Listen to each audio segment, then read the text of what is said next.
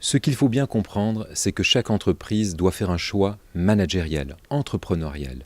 C'est un problème de risque et c'est aussi des conséquences pour l'entreprise. Alors comment choisir? Quels sont les facteurs de détermination de savoir si oui ou non on prend ce système et on le met en place ou pas? Il y en a 6 principalement.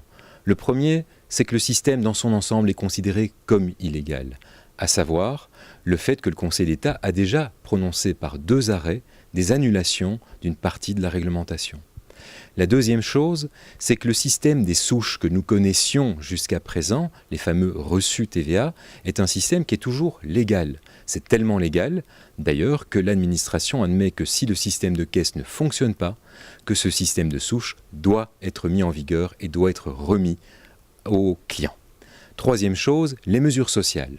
Les fameux flexi-job, cotisation zéro, les heures supplémentaires récupérées ou non, toutes ces mesures extrêmement compliquées prises par une loi de novembre 2015, ce sont des mesures qui ne sont pas encore finalisées.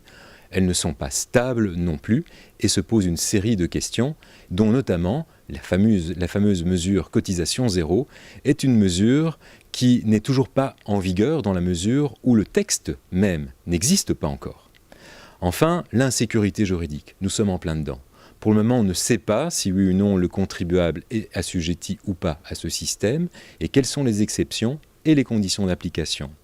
Enfin, la question des amendes. Pour le moment, si on suit l'administration, le fait de ne pas installer un système de caisse enregistreuse n'a que pour seule conséquence le paiement d'une amende, pas le rejet de sa comptabilité. Ça, ce sont les différents éléments qui permettent d'apprécier le risque de placer ou de ne pas placer un système de caisse. Enfin, si vous installez ce système de caisse enregistreuse, sachez que toutes les erreurs qui seraient commises au niveau de l'encodage seront autant de possibilités pour l'administration de remettre en cause la bonne tenue de votre comptabilité.